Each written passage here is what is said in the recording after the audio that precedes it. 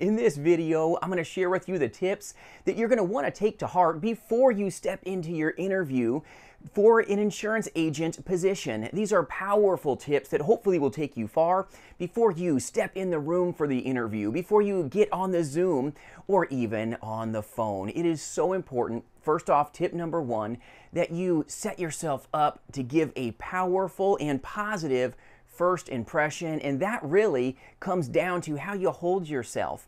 When you step into the room for a face-to-face insurance agent position interview, you want to be polished. It's kind of goes without saying, but you would be shocked at how many folks I have interviewed, and my goodness, they're wearing white socks, one black sock, one white sock, wearing dirty tennis shoes, their hair's not done. It's kind of crazy, and you don't get a second chance to make a positive and powerful first impression. So men, take an account of what you look like, try to shave, look yourself into the mirror. It does matter. How you hold yourself is going to help you in that interview process. And some of that comes down to our appearance. We can't deal with a whole lot of what the good Lord gave us. Some people, and myself included, we got a face made for Telesales, but that's okay. Just clean yourself up, a little dash of cologne, shave your face, guys, ladies, no big deal. You don't have the same problems most men do. Let me share that with you. But just look nice, wear your Sunday best, don't dress down, don't come in just like whatever, holy jeans and okay, yesterday's shirt you wore and you got your nose stuff on it. I mean, just think about this. You don't get a second chance to make a positive and powerful first impression. So if you're going to do a interview in person, be diligent about what you look like. Pretend you're going on a date. If you're going to wear that on a date and be dressed up, then fine. But guys, make sure your socks match. All right, forgive me, not eloquent some days, but you gotta have your socks matching. You don't have to have the newest shoes. Use the best shoes you have and just clean them up. Get the dust off them, shine them up a little bit. Doesn't matter if you spit on them, get them looking good, because folks will judge you based on what you look like sometimes, and you don't get a second chance to make a positive and powerful first impression. When you're doing Zoom, it's the same thing. You've got to be in a position where you're polished. It doesn't mean you're going to be perfect, all right? But get your hair done, okay? Shave yourself up.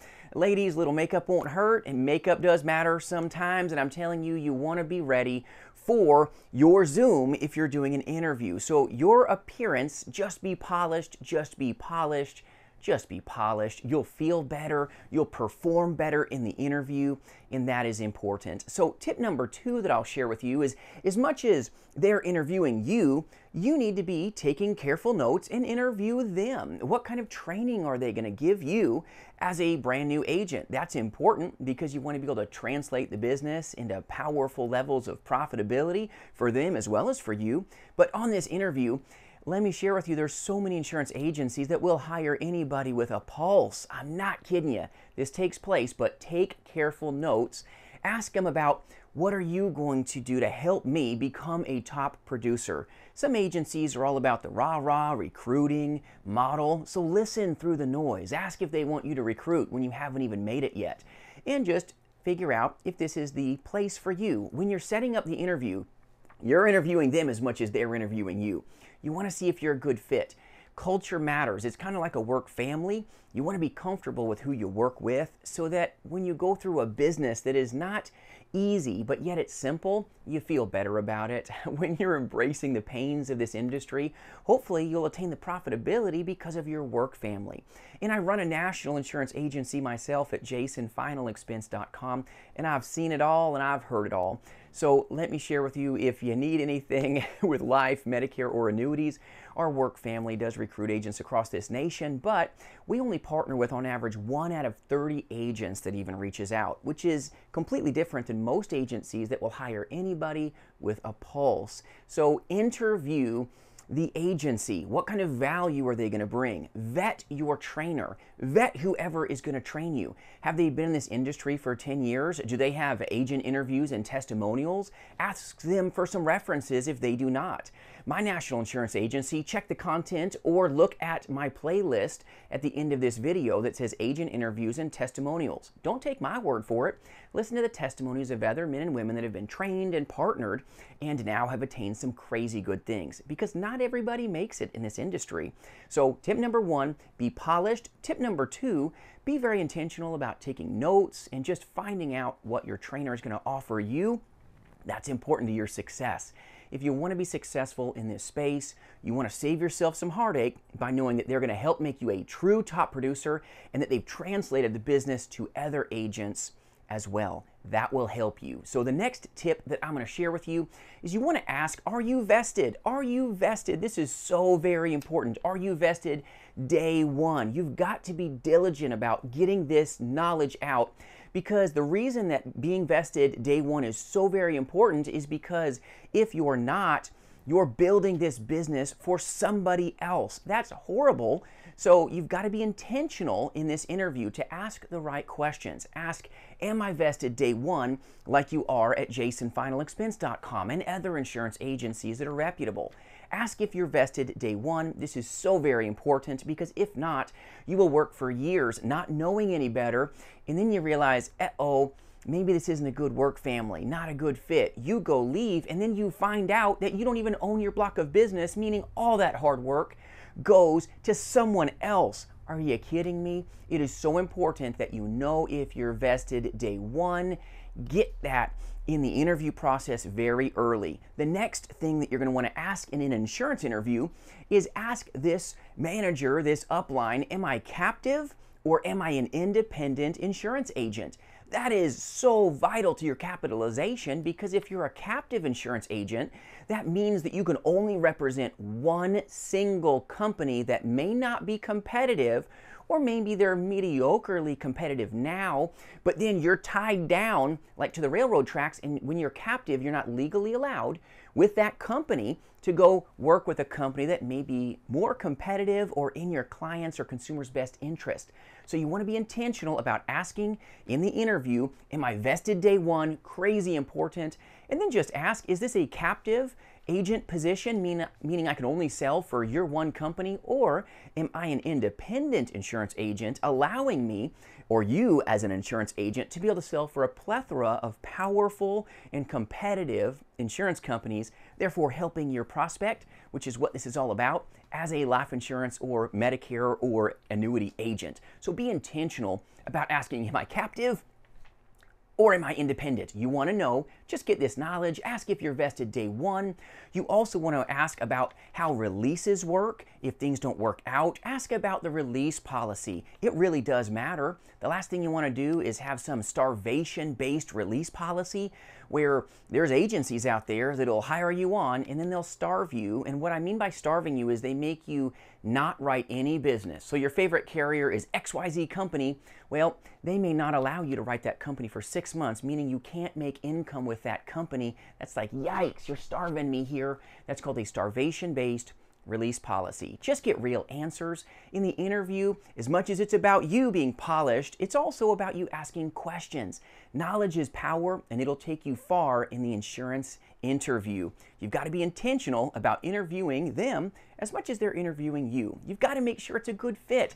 This is like a work marriage. You're going on the first date. Maybe it'll work out, maybe it'll be great, and then you put the ring on the finger because you've asked the right questions, so that you're not questioning yourself later and go, why did I marry the first person that I talked to?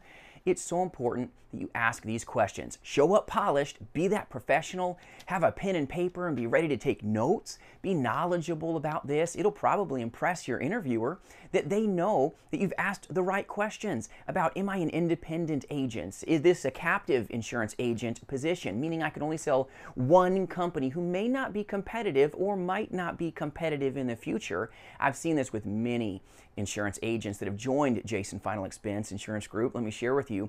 They used to work for some pretty good captive insurance agencies, but then their rates went up and it left that insurance agent in a horrible position because they weren't vested day one. So when they left the company, all their monies, all their hard work got left behind with them. They didn't get one little wooden nickel when they went to a company that was more competitive, better compensation, and more powerful.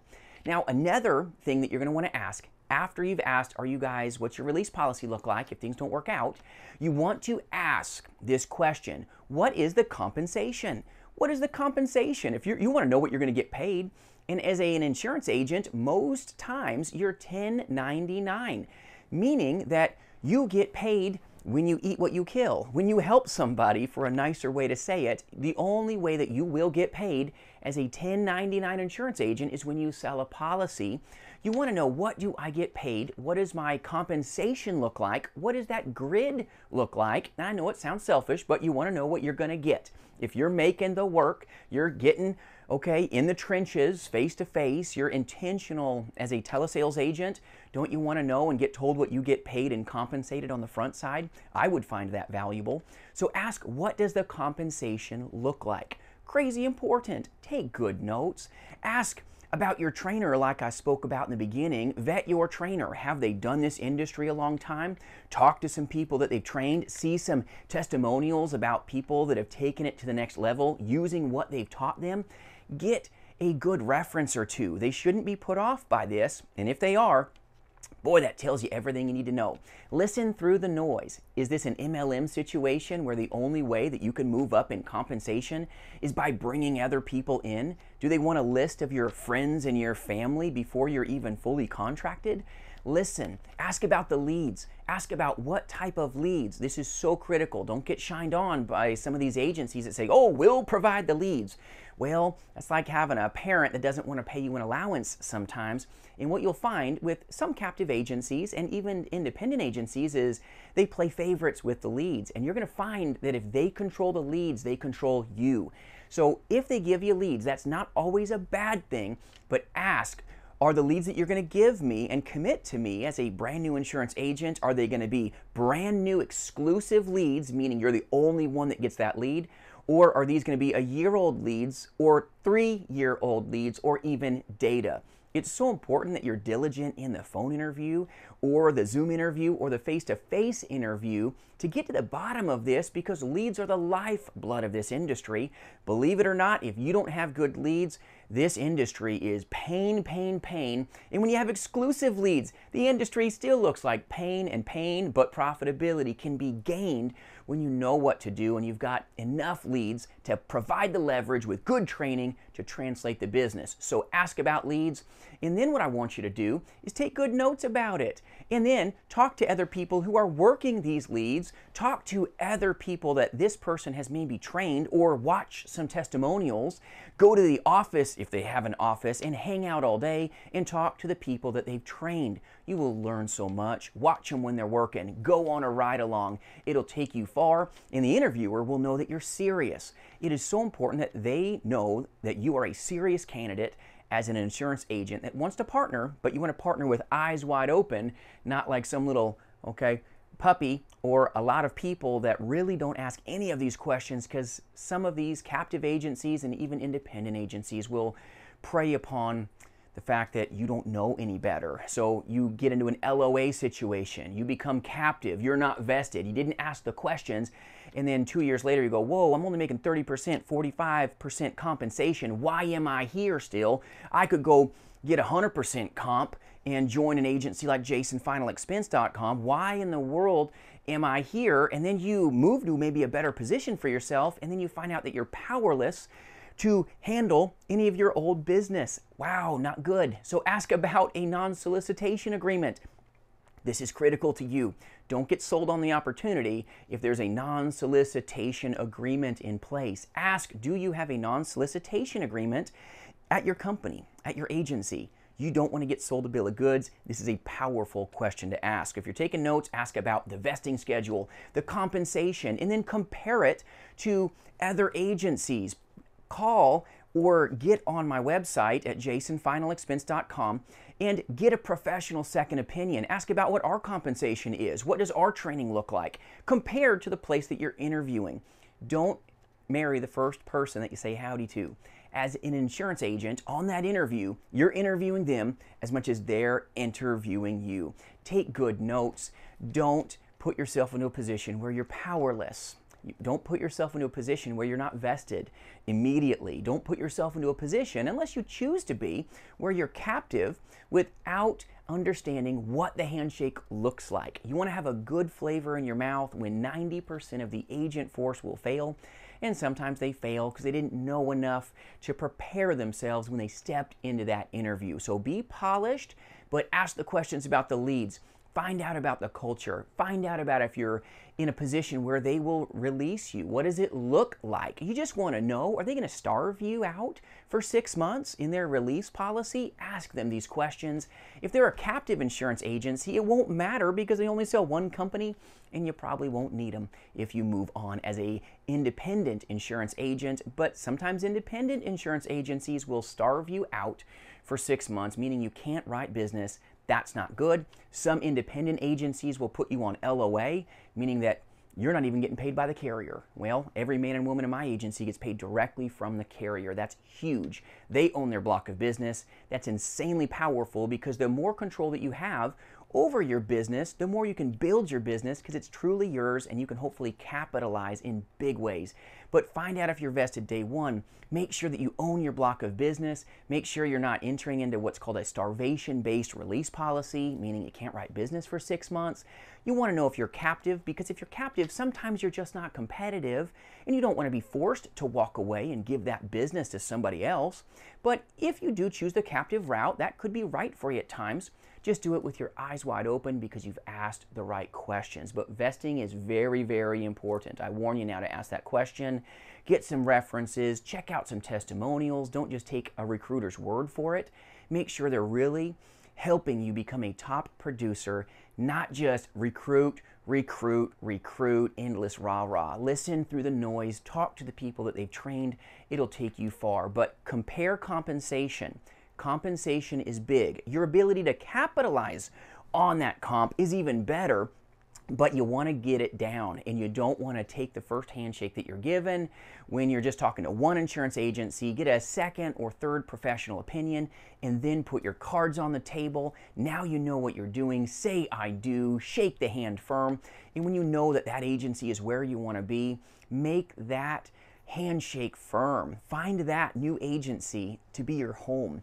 Commitment is the backbone of this industry, and your belief in it is beyond important. This industry is so simple, but it's not easy. That's why you have to like your work family. That's why it's so intentional that you set up a positive and powerful first impression when you talk to an agency owner, a manager, or anybody in an interview. Be intentional with the questions about their release policy, their vesting schedule, their compensation. Compare their compensation. I know some independent agents that are getting paid almost nothing. It's shockingly, okay, going whoa to me when I see it. But that doesn't have to be you. So don't put yourself into a position in that interview where you have to do anything right away. Take a deep breath. This is a huge decision for them, but more importantly, you. When the majority of agents fail, you want to find the right work family so that you can finish strong, so that you can constantly take care of good people and you can stick and stay and last and be that agent that dominates in this industry. Be that agent that is disciplined in this industry, but be that agent that asks the right questions so you don't have to question yourself after the interview or after you're hired 2, 3, 4 years later and go, oof, why did I do that to myself? Be diligent. It'll take you far. This industry is amazing, but you want to ask these questions. Ask about the culture. Get some references. Get real talk about what the training is going to look like. Get real commitment from them about what the lead is going to look like. What kind of leads can they give you? Are they going to give you discounts on leads? Are they selling you some aged lead that's really, really expensive? Find out. Talk to a couple other agency owners, a couple other insurance companies, IMOs, FMOs, and you may find a big difference. But you also may find that the first place was the best place, and there's nothing wrong with that either. Just ask questions, get a good feel for your manager, your upline, your potential trainer. See if you resonate with them. Just listen through the noise. And as much as that interview you're maybe nervous, okay, about, you may stumble over your own tongue like I just did right now, it's okay. Just smile through it, give it your best, dress nice. If they tell you maybe dress a certain way, dress a little sharper than what they say. It'll impress them when you step up to the interview. But guys, make sure your socks match. I know it sounds silly, but I've seen so many folks in interviews that have done them with me that I'm like, oh wow, It wouldn't have taken much to clean those shoes up. Why is dirt all over them? Be diligent about your appearance. Ladies, it goes for you as well, but you normally don't have the problem that us guys do, which is why ladies dominate in the insurance industry. They, when equally trained, can kick a man's britches all day, every day. I know some of you men don't like hearing it, but it's the truth. I hope you like this content. I hope you go powerfully far in your interview, but get polished, get these questions down, take good notes. Knowledge is power, and I hope you are powerful in this industry. If I can serve you in any way at all, feel free to reach out, jasonfinalexpense.com. Free resources on my website for the taking, and I appreciate you joining with me today. We'll see you soon.